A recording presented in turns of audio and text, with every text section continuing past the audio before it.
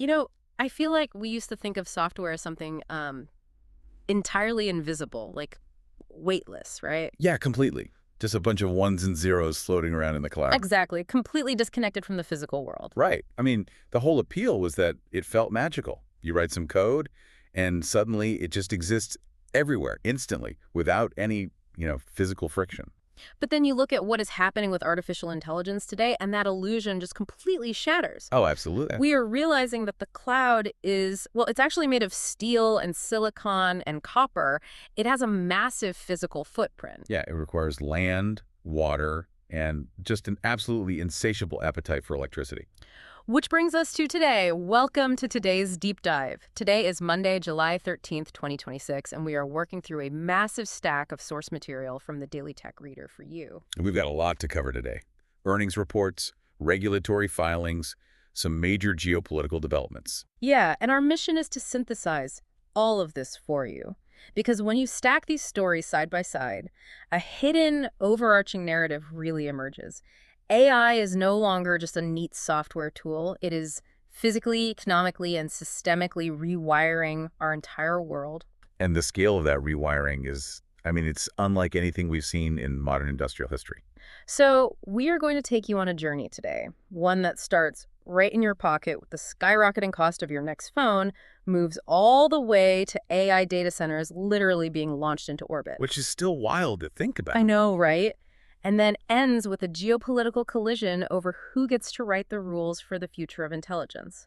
So let's start with the most immediate impact you're going to feel, which is right in your wallet. Because before an AI can actually think, it has to be built physically. Right, and the sources show the companies building that physical hardware are seeing astronomical numbers. Take TSMC, the company that manufactures most of the world's advanced chips. They just reported a record second quarter revenue of $39.6 billion. That is up 36% year on year. Yeah, and to understand why that number is so high, you really have to look at what they're physically struggling to do right now. TSMC is urgently adding 2 advanced packaging plants in southern Taiwan. Just to keep up. Exactly.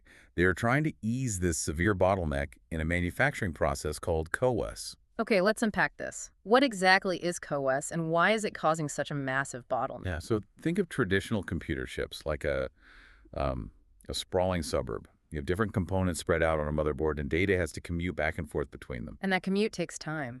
Right, it takes time and it burns energy. Yeah. So CoWoS, which stands for chip on wafer on substrate, is like building a massive, ultra-dense skyscraper instead of a suburb. You are physically stacking the processors and the memory on top of each other and wiring them together at a microscopic level. So the data doesn't have to commute anymore. Exactly, just takes the elevator. This is literally the only way to get the blistering speed required for AI accelerators from companies like NVIDIA. But building these microscopic skyscrapers requires incredibly specialized, painstaking manufacturing. And demand for those chips is just outstripping the physical capacity to put them together. By a wide margin, yeah. So if we think about AI as this massive, blazing industrial furnace, these highly specialized memory chips and the electrical grids powering them are basically the coal. And the demand for that coal is breaking the supply chain. TrendForce is reporting that the price of DRAM, which is the short-term working memory of a computer, surged nearly 100% in just the first quarter of 2026. And we're expecting another 50% rise in Q2, which forces everyone's hand downstream, right? Apple managed to hit a record 20% global smartphone share in Q2 recently, but primarily because they absorbed those memory costs. They kept iPhone prices flat while their rivals had to raise theirs. Exactly. But they can't hold out forever. They've already raised Mac and iPad prices by up to $500 to compensate. And the sources indicate a price hike for the iPhone 18 is fully expected this fall. Wait, I need to push back on this. Isn't technology supposed to be deflationary? For decades, the fundamental rule of tech was that it scales endlessly. It makes everything, from TVs to computers to data storage, cheaper and more accessible over time. Why is this suddenly making everything more expensive? What's fascinating here is that the sheer scale of the physical infrastructure required to build this generation of AI has temporarily inverted that rule.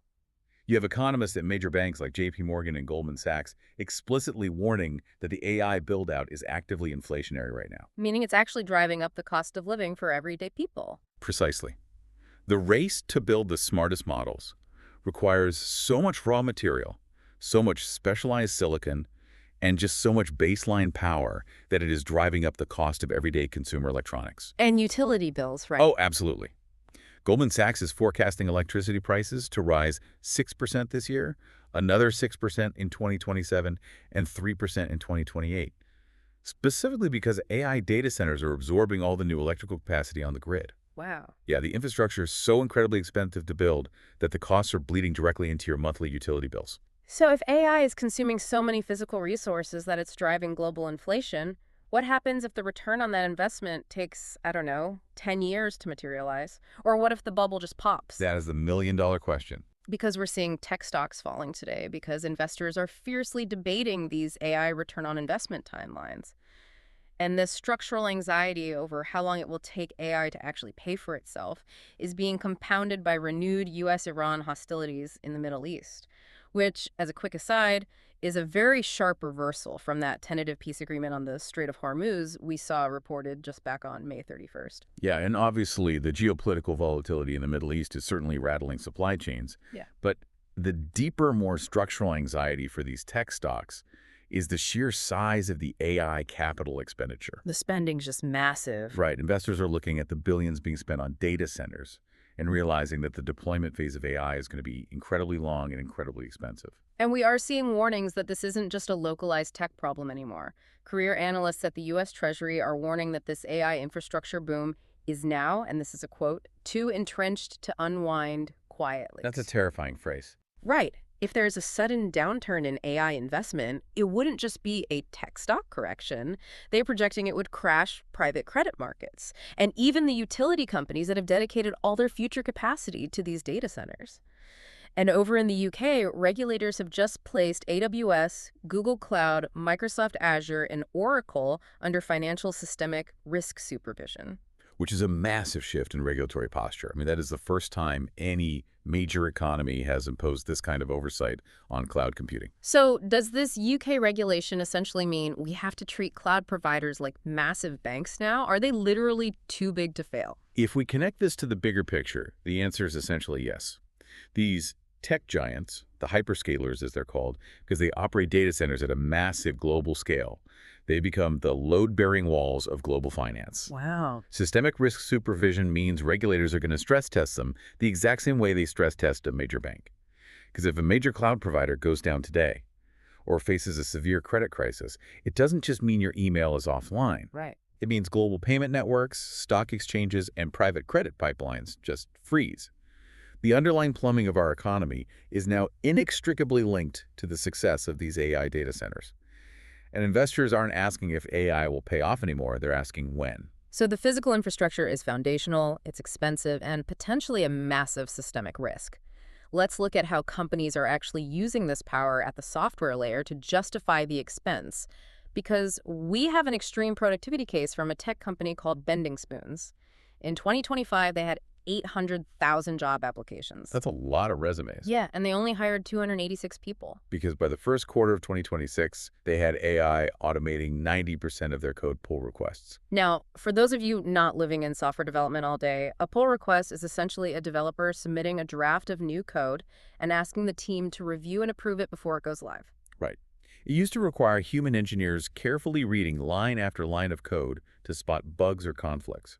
But Bending Spoons handed almost all of that over to autonomous AI agents. Which is wild. It really is. That intense automation allowed a tiny workforce to manage a massive code base, pushing their revenue per employee to an astonishing $2.57 million. It is a concrete benchmark for what we call workforce compression.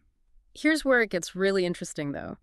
AI allows 286 people to do the work of thousands, but at the exact same time, it creates these terrifying, centralized, single points of failure. Yes. The sources detail a compromised release of a public code package called JScrambler, specifically version 8.14 and .0. It dropped what's called a Rust-based info stealer. And this malware specifically targets the configuration files for all the major AI coding assistants, things like Claude Desktop, Cursor, Windsurf, VS Code, and Zed. This is a classic supply chain attack, but it's hyper-targeted. Developers use public libraries like JScrambler to save time so they don't have to reinvent the wheel for every single line of code. Makes sense. Right. But if a hacker manages to slip malicious code into a popular public library, it's like poisoning a city's water supply. Anyone who downloads that library gets infected. Yeah. But this info stealer wasn't looking for credit cards. It was specifically hunting for the access tokens used by these AI coding assistants. And to make matters worse, a Hacker News analysis just found that an AI development tool called the Grok Build CLI has been uploading entire corporate code repositories to a SpaceX AI Google Cloud bucket. And it's literally named Grok Code Session Traces. Yeah, that's not great. No, not just the specific files it needs to read to do its job, but the entire architecture of a company's software. This raises an important question about the fundamental trust we are placing in these systems, especially for enterprise and government clients. AI models need massive amounts of context to be useful. To help you write a single function, the AI really needs to understand how your entire application is structured. So it just scoops everything up. Exactly. Tools are increasingly scooping up whole code bases and sending them to the cloud for processing. But when you do that, you are taking your company's most valuable intellectual property and piping it directly into a third-party server. So let me get this straight. You compress your workforce down to 286 people because the AI is so incredibly efficient. But because those 286 people are relying so heavily on autonomous AI tools, one overly aggressive Grok data upload or one poison public code library could instantly expose the core logic of your entire business to hackers or competitors. Yeah, that is the double-edged sword of workforce compression. You reduce your headcount, but you concentrate your security surface area into these incredibly dense, high-value targets. Well, as powerful as AI is in that digital realm, the sources today make it incredibly clear that it is rapidly escaping the screen and moving into the physical world. We're taking the logic models that were analyzing text and giving them physical bodies. We are seeing a massive shift toward edge computing. Instead of sending data back to a massive server farm to be processed, we are compressing these AI models so they can run locally, on a device, in real time. And a prime example of this is a new EU mandate that just went into effect on July 7th. It requires AI-powered gaze monitoring driver distraction systems in all newly registered cars. Which is huge. Yeah, the car is literally running real-time AI inference, analyzing your head movement and eye gaze to make sure you are watching the road without actually transmitting the video footage anywhere. It is arguably the most sweeping AI safety requirement ever imposed on a legacy industry. Every new car sold in Europe is now essentially an edge computing device. And it doesn't stop at cars. Hyundai's board just approved a restructuring for Boston Dynamics ahead of a July 20th SoftBank put option deadline. This is to fund the commercial deployment of their Atlas humanoids. And at the exact same time, a robotics company called Unitree is pushing out their R1 humanoid robot, targeting 10,000 to 20,000 units in 2026 at a sub-$100,000 price point for industrial use. So physical AI is rapidly shifting from expensive research labs to light industrial factory floors. They are building robots cheap enough that a warehouse manager can actually justify the return on investment. But all of this physical movement, I mean, the cars, the robots, the coding agents, it brings us right back to the original bottleneck. Power. The terrestrial power grid simply cannot support this growth, which leads to a wild story in the IPO filings for SpaceX. In 2025 alone, SpaceX spent $12.7 billion on AI. Which is staggering. It's 3 times what they spend on their actual space launch business. Why? Because they are actively planning to launch orbital AI data centers by 2028. They literally want to put the compute in space. Yes. You know, back on June 2nd, there was a news story about federal authorities finding a 2,000-foot drug tunnel connecting Mexico to the U.S. Okay, where are you going with this? It's a bizarre analogy, I know, but hear me out. When humans face an immovable physical barrier, they will literally dig a 2,000-foot tunnel through the dirt just to bypass it. SpaceX is looking at the terrestrial power grid and the zoning laws on Earth as an immovable barrier, so they are bypassing it entirely by shooting the data centers into orbit. You know, the mechanics of that bypass are actually incredibly sound. Really? Yeah, because on Earth, you have to fight for permits, you have to find massive amounts of fresh water to cool the servers, and you are constrained by a fragile power grid. In orbit, you have uninterrupted, unfiltered solar power. You have the natural freezing vacuum of space to handle the cooling.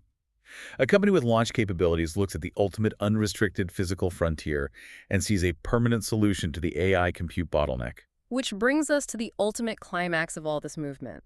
We have AI embedded in our cars, making our financial systems too big to fail, and soon orbiting over our heads. So who actually controls the rules And who is building the smartest brain? That is the race we're in right now. The global governance race is hitting a fever pitch this week. The Washington Post has a massive piece detailing an unresolved legal debate over AI chatbot liability. When an autonomous agent does something wrong, say it gives dangerous medical advice or hallucinates a defamatory claim, who is legally responsible? The developer who trained it, the company deploying it, the user who prompted it. The friction is happening because traditional definitions of product liability just don't map neatly onto autonomous generative systems.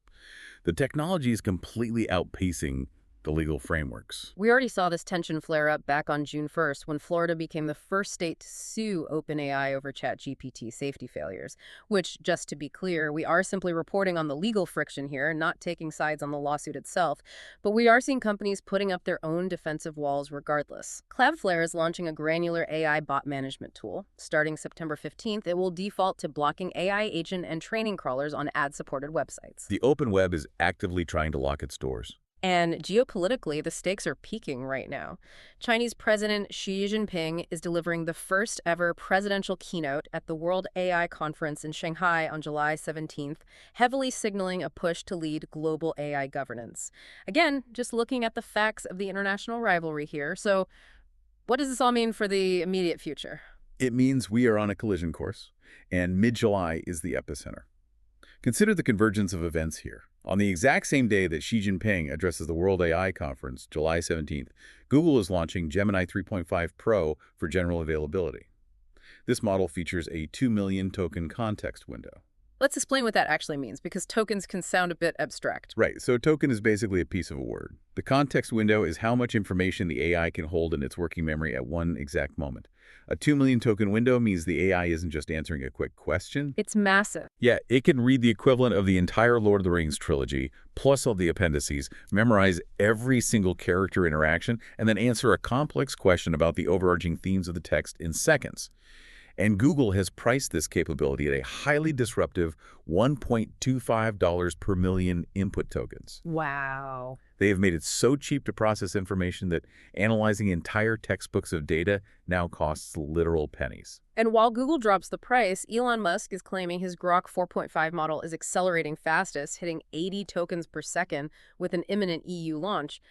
And just the day before all of this, on Thursday, July 16th, TSMC will release its full Q2 earnings, which will signal to the market their full year's AI guidance and CapEx plans. We are watching the cost of intelligence plummet, Yeah. the speed of inference skyrocket, and global superpowers scrambling to establish dominance over how it is governed, all simultaneously. It is an absolute frantic sprint. We are completely consumed by speed, acceleration, and scaling this new intelligence as fast as physically possible. But looking at all this frenzy on Earth, there is one final detail in the sources that offers a really profound contrast.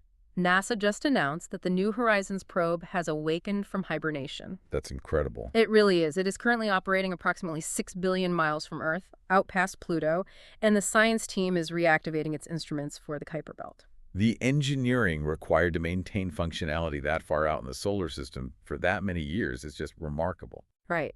Because New Horizons was built decades ago. It runs on traditional, purely human-coded technology. It is slow, it is methodical, and yet it functions flawlessly in the harshest environment imaginable 6 billion miles away after years of absolute silence.